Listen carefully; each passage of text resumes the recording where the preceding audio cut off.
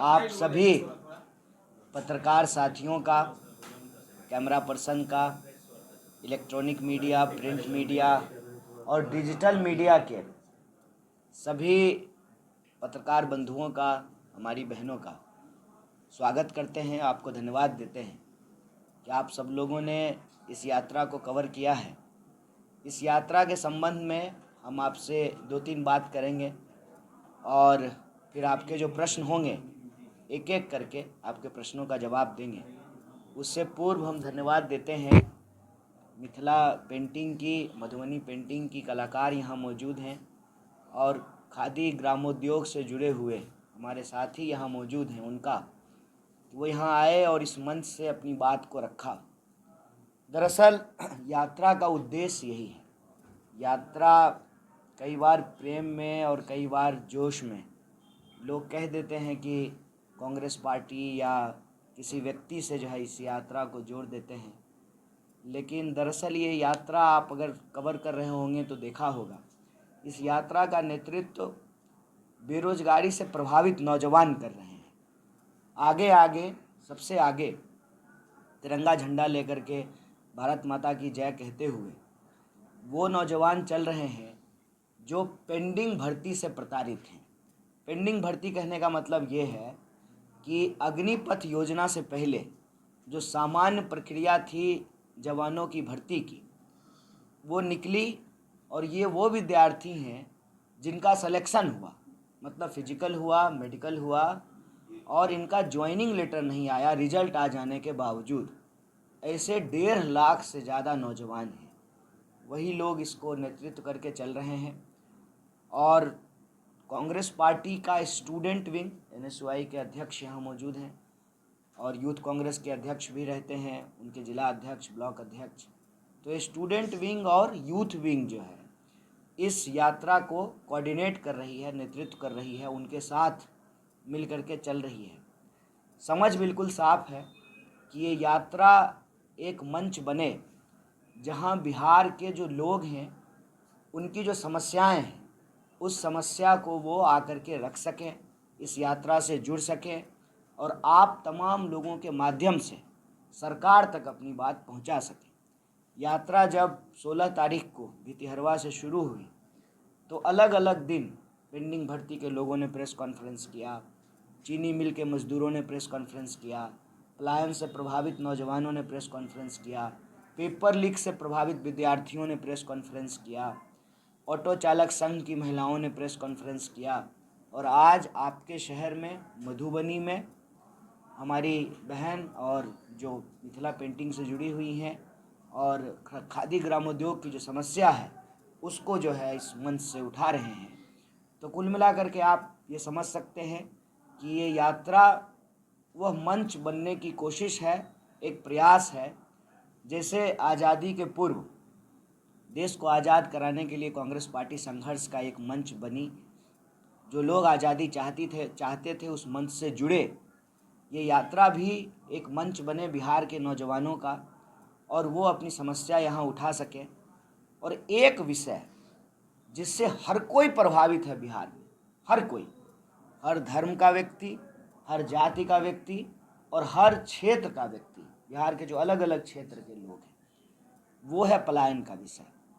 पलायन इसलिए होता है कि किसी भी क्षेत्र में आप जाएं, वहाँ की जो बुनियादी व्यवस्था थी वो बुनियादी व्यवस्था बिगड़ गई और वो बुनियादी व्यवस्था बिगड़ने के चलते शिक्षा की कमी, रोजगार की कमी और सामाजिक सुरक्षा की कमी, इन 3 प्रमुख विषयों के चलते पलायन एक बीमारी के रूप में, मानव जनित बीमारी के रूप में, महामारी के रूप में फैल गई।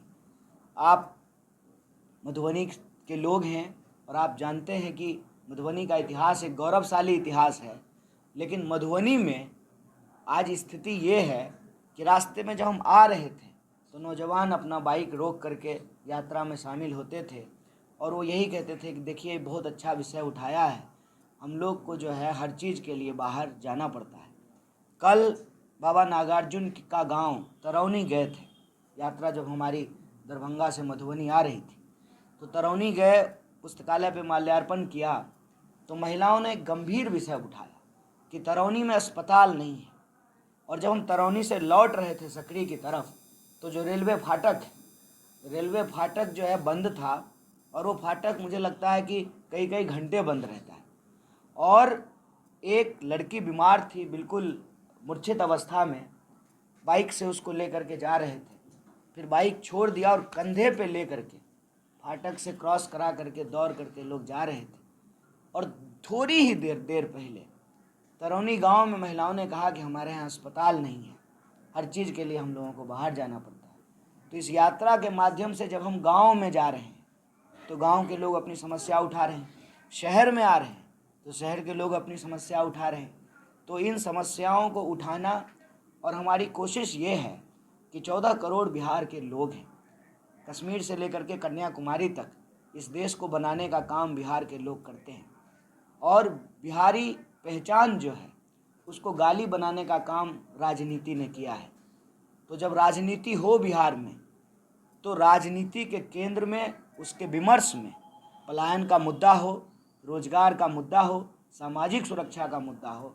और सामाजिक सुरक्षा की बात हम इसलिए करते हैं कि सरकार के तमाम दावों के बावजूद, सुशासन के तमाम दावों के बावजूद, कोई ऐसा दिन नहीं है जो बिहार के किसी न किसी कोने में कोई ना कोई आपराधिक घटना नहीं होती है।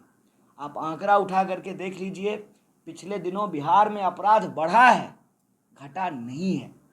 तमाम दावों के बावजूद सरकार ने जो सर्वे कराया, जाति सर्वे, उस सर्वे में आया है कि मात्र 7% लोग ग्रेजुएट हैं। आप अंदाज़ा लगाइए, LNMU यहीं पे है, विश्वविद्यालय है यहाँ पे, लेकिन विश्वविद्यालय होने के बावजूद 7% लोग भी हमारे प्रदेश में ग्रेजुएट नहीं है। तो आप क्राइम की बात कर लीजिए, रोज़ क्राइम हो रहा है। आप जो है शिक्षा की बात कर लीजिए, उच्च शिक्षा जो है लोगों को नहीं मिल रही है। आप स्वास्थ्य व्यवस्था की बात कर लीजिए, अभी हम आपको तरौनी के लोग किस तरीके से जाते हैं दूसरे जगह इलाज कराने के लिए, या आप एक बार DMCH चले जाइए।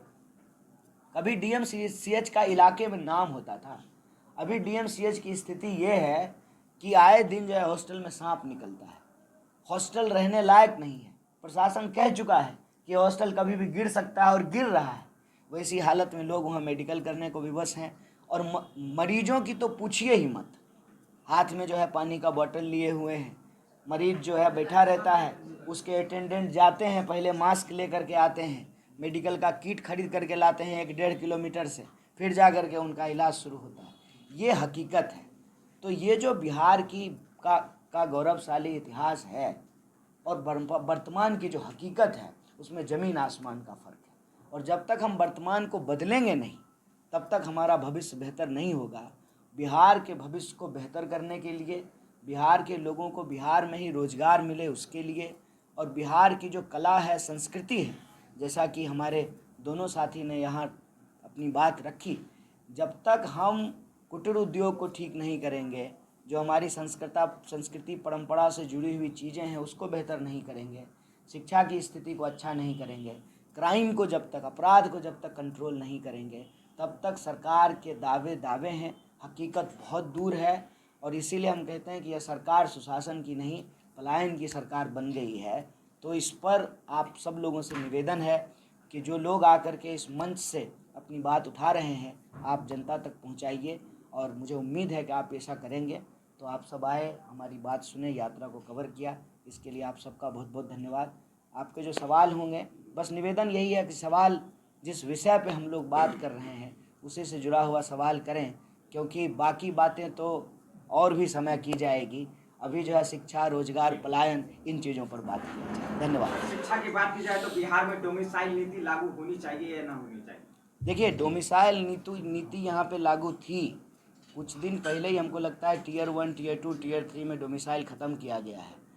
अब ये तो बहुत बड़ा सवाल है ना, यहाँ पे जो है बिहार के लोगों को बिहारी पहचान नहीं मिलेगी और बाहर में जो है बिहारी पहचान के आधार पर गाली दी जाएगी, तो हमारी हालत तो वो हो गई है, न घर के न घाट के। तो सरकार को इस पे अपनी स्थिति स्पष्ट तो करनी ही चाहिए।